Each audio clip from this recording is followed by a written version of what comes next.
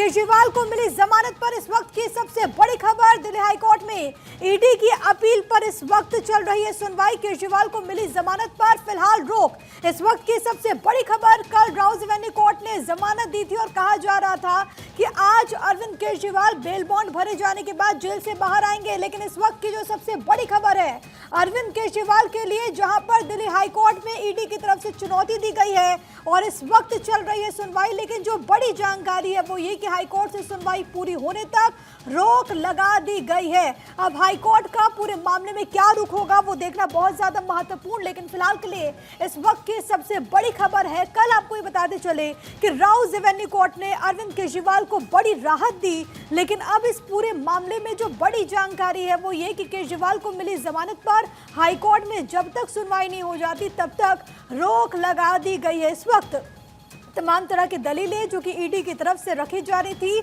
हालांकि ये बात कल ही क्लियर हो गई थी कि ईडी इस पूरे फैसले को चुनौती देने वाली है, वो हाईकोर्ट का रुख करेगी। और अब इस पूरे मामले में जो जानकारी सामने आ रही है वो ये कि इस वक्त ईडी अपनी दलीलें रख रही है। और सबसे जो बड़ी बात है वो ये कि ईडी की तरफ से कहा जा रहा है कि उन्हें लोअर कोर्ट में पक्ष रखने का मौका नहीं दिया गया है। कल दरअसल अरविंद केजरीवाल की जमानत याचिका पर सुनवाई हुई थी, जिसमें 1 लाख के निजी मुचलके पर उन्हें जमानत दे दी गई थी। और उसके बाद इस पूरे मामले में आज जो नया मोड़ आया है वो ये कि ईडी ने चुनौती दी है। गौरव मेरे साथ, मेरे सहयोगी तमाम जानकारी के साथ इस वक्त कनेक्टेड हैं। गौरव, इस वक्त कोर्ट रूम में क्या चल रहा है और कहा जा रहा है कि जब तक सुनवाई पूरी नहीं हो जाती तब तक अरविंद केजरीवाल की जमानत पर फिलहाल रोक लगा दी गई है?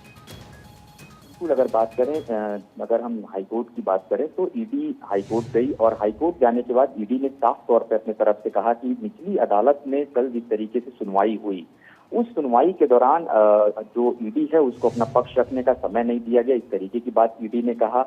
यहाँ तक कि 2 दिनों का समय ईडी की तरफ से मांगा गया था, उसमें भी वो समय नहीं दिया गया। और उसी सब चीजों को लेकर के आज ईडी दिल्ली हाईकोर्ट पहुंची।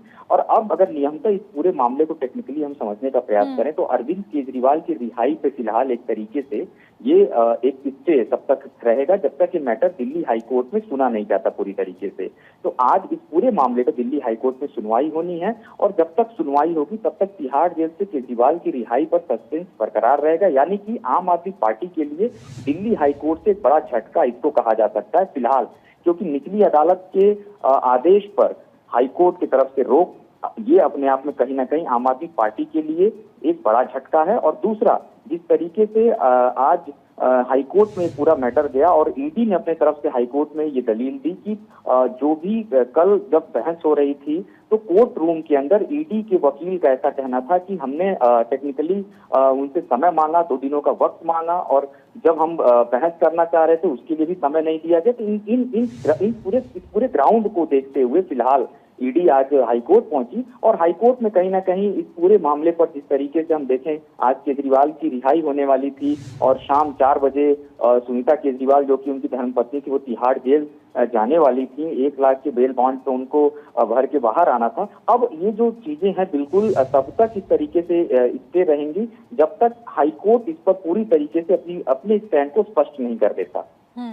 जब तक हाई कोर्ट इस पूरे मामले में सुनवाई नहीं कर लेता तब तक ये पूरी तरीके से जो प्रोसीडिंग है वो आगे की जो भी कार्रवाई है, यानी कि बेल बॉन्ड भरना और जो अदालती प्रक्रिया चलती है, क्योंकि कल जब बेल दी गई तो तमाम तरह की शर्त लगाई गई और ये भी कहा गया कि आज के दिन जो ड्यूटी मजिस्ट्रेट होंगे उनके सामने 1 लाख के निजी मुचलके यानी कि बेल बॉन्ड के बाद जो रिहाई है वो हो जाएगी। लेकिन जो सबसे बड़ी बात है और कल ही इसको लेकर के कहा जा रहा था कि ईडी इस पूरे मामले में कभी भी चुनौती दे सकते हैं और ईडी इस वक्त तमाम तरह के जो पक्ष है वो कोर्ट में रख रही है। और सबसे अहम जो इस वक्त की बड़ी खबर है वो यही कि जब तक पूरी सुनवाई हाईकोर्ट में संपन्न नहीं हो जाती तब तक अरविंद केजरीवाल को जो जमानत मिली थी उस पर रोक लगाई जाती है। अब हाईकोर्ट का इस पूरे मामले में क्या रुख होता है, हाईकोर्ट में सुनवाई कब तक कंप्लीट होती है, वो भी सवाल है। क्या गौरव ये मांग करके चले कि आज पिक्चर क्लियर हो जाएगी या फिर अभी इसमें थोड़ा और इंतजार करना होगा? देखिए, अगर हम देखें इस पूरे प्रकरण को, कल जिस तरीके से ये सुनवाई हुई उसके बाद से अरविंद केजरीवाल को निचली अदालत से राहत मिलती नजर आई। लेकिन उसके बाद आप देखिए कि ईडी का पक्ष बड़ा क्लियर था। ईडी ने कहा कि निचली अदालत के आदेश पर ये रोक लगाई जाए और ईडी ने कहा कि उन्हें बहस करने का पूरा समय नहीं मिला। वहीं पर अदालत के आदेश की कॉपी तक ईडी ने कहा कि उसको नहीं दी गई। ईडी ने यह भी कहा कि हमें विस्तृत बहस करने की जरूरत थी, यानी कि समय चाहिए था। हमें लिखित में जवाब दाखिल करने के लिए 2 दिन का वक्त भी नहीं दिया गया। वेकेशन जज ने इस फैसले को सुनाया था और हालांकि सिंघवी ने ईडी की अर्जी का विरोध भी किया था।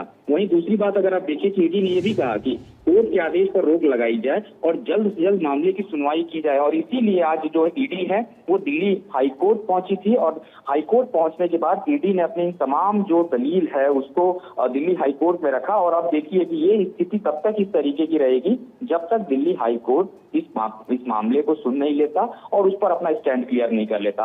हाईकोर्ट ने कहा है कि जब तक ये मामला लंबित है तब तक निचली अदालत का आदेश लागू नहीं होगा। यानी साफ शब्दों में कहा जाए कि अरविंद केजरीवाल को जो आज बेल मिलना था, वो जेल से बाहर आने वाले थे, तब तक वो फिलहाल अभी बाहर नहीं आएंगे। ठीक है, ये एक बहुत अहम है। हालांकि कल जब इस पूरे मामले में सुनवाई चल रही थी तो कोर्ट से ईडी ने 48 घंटे के लिए रोक लगाने की मांग की गई थी लेकिन ईडी की तरफ से, लेकिन राउज एवेन्यू कोर्ट ने उसे खारिज कर दिया, जिसके बाद आज हाईकोर्ट का रुख किया है ईडी ने। और सबसे अहम ये कि अब हाईकोर्ट का क्या इस पूरे मामले में निष्कर्ष होता है वो देखना होगा। लेकिन गौरव, क्योंकि कल जब अरविंद केजरीवाल को बेल मिली तो अरविंद केजरीवाल के लॉयर की तरफ से इस पूरे मामले में कई सारे तर्क दिए गए, जहां पर ईडी के एडवोकेट से कह रहे थे कि अरविंद केजरीवाल के खिलाफ पुख्ता सबूत है, तो वहीं दूसरी तरफ अरविंद केजरीवाल के एडवोकेट्स ने कहा कि सीधे तौर पर इन्वॉल्वमेंट एस्टैब्लिश नहीं हुआ। लेकिन आज जब इस वक्त सुनवाई चल रही है कोर्ट में तो ईडी की तरफ से वो कौन कौन सी दलील है और सबसे अहम इसमें क्या होगा अरविंद केजरीवाल को लेकर के ईडी की तरफ से पक्ष? ईडी इसमें जरूर चाहेगी कि अभी इस पूरे मामले पर अरविंद केजरीवाल जेल के अंदर रहें, क्योंकि ईडी साफ तौर पे इस बात को कहे कि अरविंद केजरीवाल चूंकि दिल्ली के अभी भी मौजूदा समय में मुख्यमंत्री हैं, अपने पद पे बने हुए हैं और अगर वो जेल से बाहर आते हैं और आप देखिए उनको नियमित बेल मिली है, तो ये भी कहीं ना कहीं जब केजरीवाल बाहर आएंगे तो वो गवाहों को, सबूतों को प्रभावित करने की कोशिश करेंगे अपने प्रभाव से। एक पक्ष ये होगा ईडी का। दूसरा, आपने खुद कहा कि कल 48 घंटे का वक्त ईडी ने मांगा था।